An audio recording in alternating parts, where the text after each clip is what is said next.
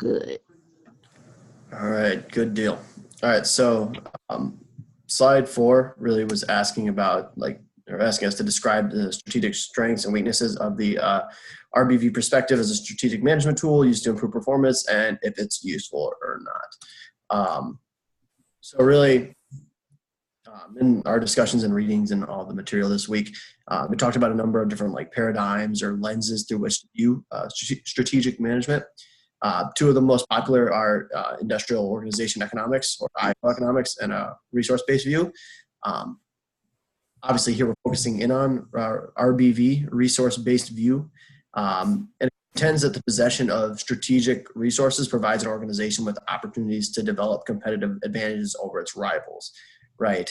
And those resources need to be valuable, difficult to replicate, rare, and non-substitutable, or the acronym would be VERO, which Julia talked a little bit about earlier, or VERIN is also another version of it.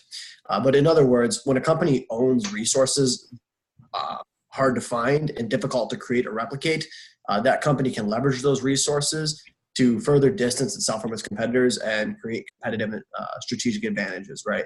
So essentially, resources are the key to superior firm performance, and a set of resources are ultimately going to dictate its success. So the ultimate goal, not just for RBV, but for all of strategic management, is to acquire not just competitive advantages, but sustained ones, right?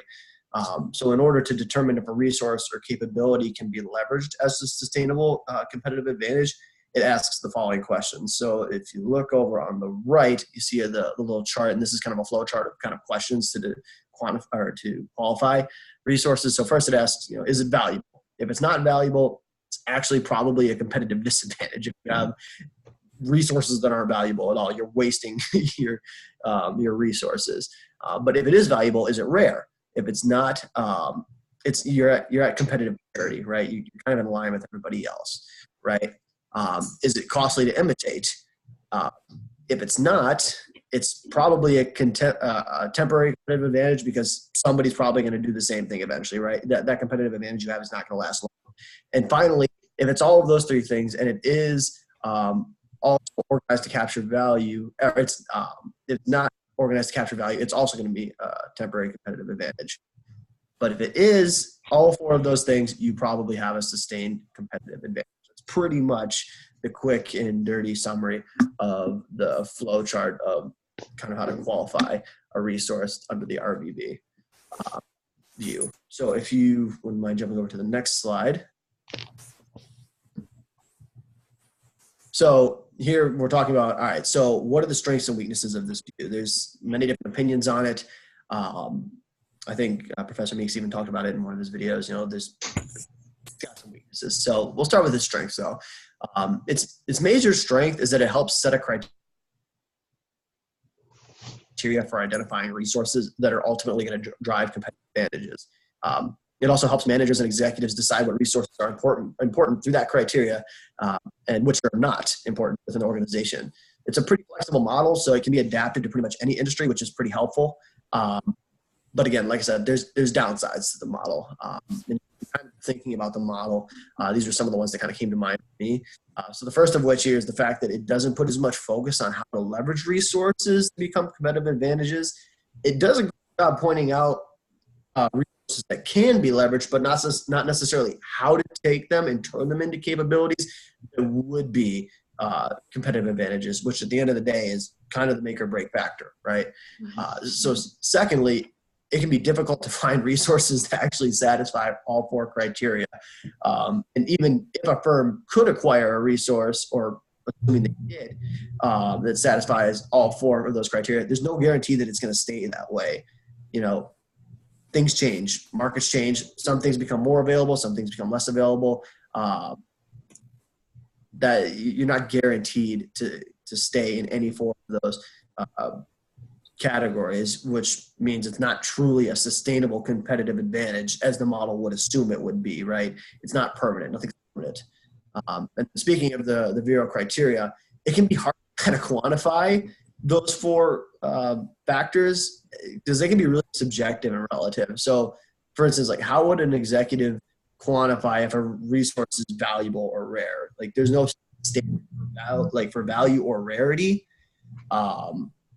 Also, the cost to imitate something is subjective or relative. What might be costly for one firm may not be for another, and therefore it might not really represent a true competitive advantage. If a small firm has something that's difficult to replicate, but a big firm, it's not costly for them to replicate it, not really a true competitive advantage. There's no real standard there. And then lastly, the paradigm focuses so much on internal factors and resources, it tends to really ignore the external factors that a firm. So, like we talked about last week, with Pestle, the Pestle factors, many of those factors can really have significant effects on the success of a firm. And ultimately, those factors are out of the firm's control and have no real connection to a firm's internal resources. So it really kind of ignores a really big portion of, or a big factor in the success of the firm. So really the ultimate question here that it all comes down to, is it useful? And my argument is that yes, it is useful. It's useful in identifying resources that are strategic and can be either exploited or protected or acquired, but it's not an all-encompassing solution to all of the strategic management questions that a firm needs to consider. It needs to be used in conjunction with other strategic management paradigms, specifically those focused on the formulation of strategy and leveraging the identified strategic resources. I really feel like this is where the paradigm drops off and where others would need to pick up in the strategic planning process. And that's my 2 cents on that. All right. So this is my slide. And so where Starbucks should play is really kind of back to what Julia was saying, in a market that's economically strong. I don't see Starbucks thriving in any other market that isn't economically strong. It is a premium product, and they're not going to change that about themselves. So to enter a market that's not strong in that nature wouldn't be the most the best idea for them to do, because no one would be able to afford it.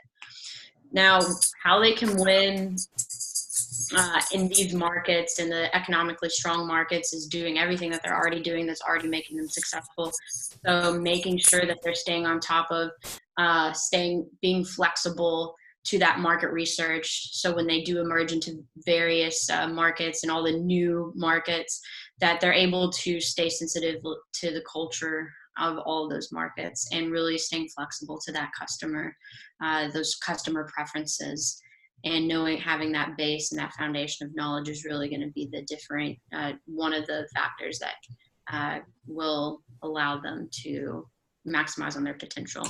And then maintaining their operational excellence is certainly going to feed into their customer experience and their customer service. So that's all a big factor in what they can continue to do to continue to win in these markets. And then making sure that customer experience is still there. So those newspapers, the internet, the feeling that you get when you walk in that makes you want to bring clients and managers there to have discussions, all of those things, keep on doing it, and they'll continue to thrive in these markets, and as well as staying adaptable to any changes within the culture. So how they may, the market research they do for one culture and when they emerge could be different than how they need to handle the culture in that market 10 years from now. So staying up to date, and certainly that technology that they added in is going to help close the gaps in any discovery of what to do next. So that concludes that slide. Okay.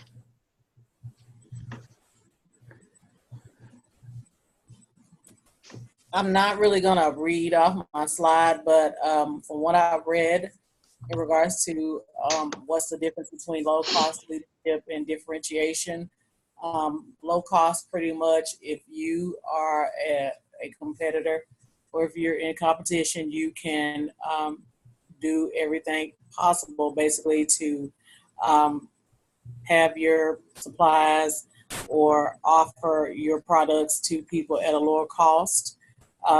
One way that I did see for Starbucks that makes that applicable is that they purchased the bakery that does all of their baked goods there. Initially, they had like a lot of different vendors, so of course the cost would be a lot higher. But once they ended up purchasing this particular bakery, I think it was out of San Francisco, then of course they can, create the products that they've been offering. They can implement new baked goods and different, I forgot the term I wanted to say quiche, but it's not even quiche that they have, like danishes, things of that nature. They can implement putting in new options in regards to that. There is a tea company by the name of Tivana that promotes, I think, is it Tao Tea? I can't think of the name. It's some name brand, and I've seen it in the stores, but they also offer tea, because tea is another avenue for customers, besides having coffee, because of course we all know tea gives a lot of health benefits. So there are a lot of tea drinkers out there besides, coffee drinkers. And then I saw that, and Julia kind of spoke on it in regards to differentiation was the other one that I had to talk about, in regards to not necessarily about them offering, these particular products, but more so offering the experience versus just providing the customers with what they ask for. So I found that interesting. I said I'm going to, kind of expound on it a little bit more in a couple more slides, but that's just what I've come across this far. Okay, so on my slides, I'm going to talk about how a firm should conduct an environmental analysis. And before I get into how, I think you should know the why. So when a firm conducts an analysis of their environment, they look for different resources, different threats and opportunities, and all of these things kind of shape their strategic decision. It helps them realize what they need to do to basically win, because if I know what's going on around me, then I can kind of shape what I need to do and how we need to move the company to get there. So one thing I really want to emphasize is the fact that while looking inside of your firm or your company is important, like internal, external is just as important, because you need to know what are you up against. So so your resources, your threats, your opportunities. And another thing to understand is that the environment is going to play a greater influence on your company than your company is going to play on the environment. So the environment around you is going to affect your company. There's a ton of different ways it can affect your company. And these ways, it's just more that you're going to see from the environment that you're going to give out, unless you're somebody that just can reshape the environment. I mean, when you look at companies like, Apple, how they went in and reshaped the whole environment. I mean, unless you're a company like that, but more than likely your environment is going to have a greater influence on you. So one thing to remember is that the environment is external. And it generally is made up of two different types of environment. You're going to have your general environment and your competitive environment. Your general environment are going to be the things that you most likely can't change. That's going to be the trends and the trends and events that are going on, maybe technological events, demographical factors, just different things like that can affect your firm.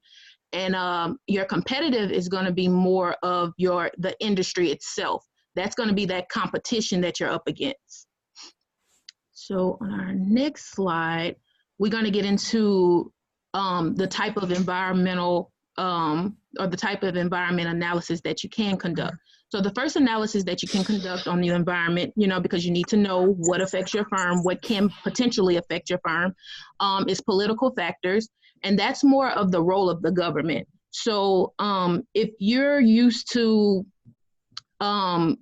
paying people a low cost to do your work, if they implement a immigration policy, maybe that's how you're getting your workers to work so cheap. If they implement that type of policy, that affects your company. That affects how you do business. So the main thing to realize with the environmental analysis, that it really looks at how these factors play a part on how you're going to do business.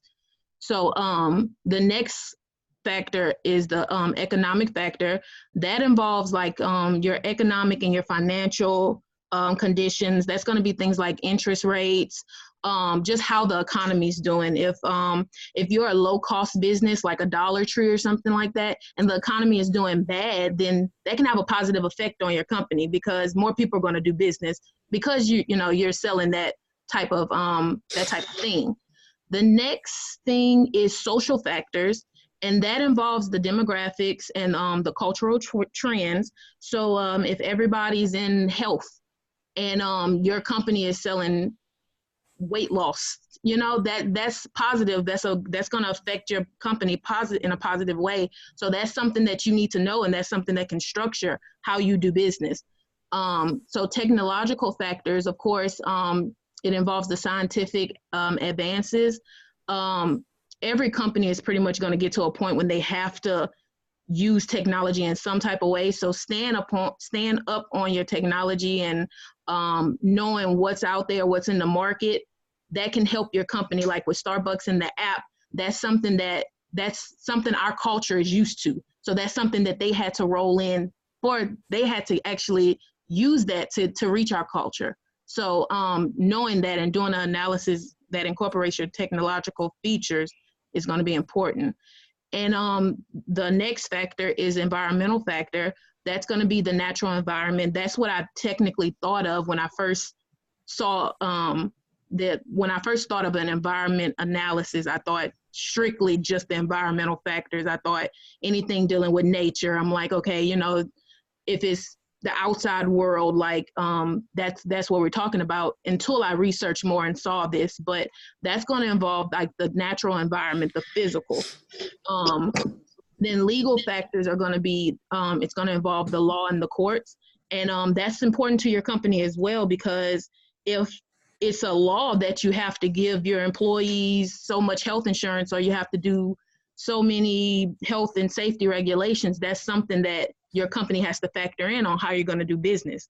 So that's a really important thing to analyze.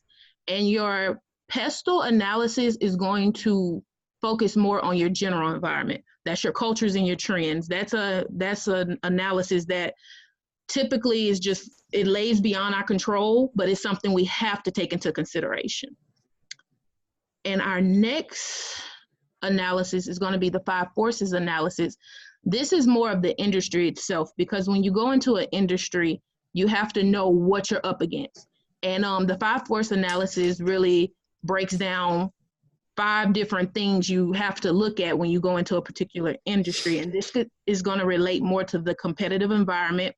And the overall reason for the 5 forces analysis is to identify how much profit is in the industry, because you don't want to go into a certain business and you know nothing about what's going on around you. You want to make sure that you're going in and you're going to be profitable. And even if you're already in the business, it can also help you to know if you need to exit.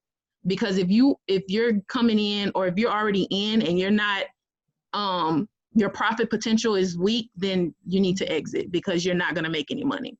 So one of the first things that the 5 force analysis talks about is the threat of potential new entrants. And a question a company can ask themselves is like, how easily can someone enter our market?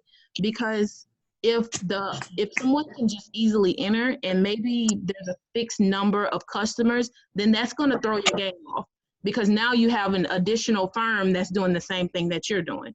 So that's a really big question that you have to ask. How easy is it for someone to come into our market?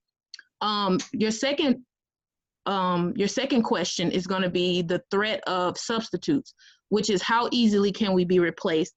If someone can come in and replace you, or if you have a ton of substitutes, because if one person knows that, well, I mean, what you sell, I can get over here, then, I mean, you can be replaced really easily. And that's a loss of profit.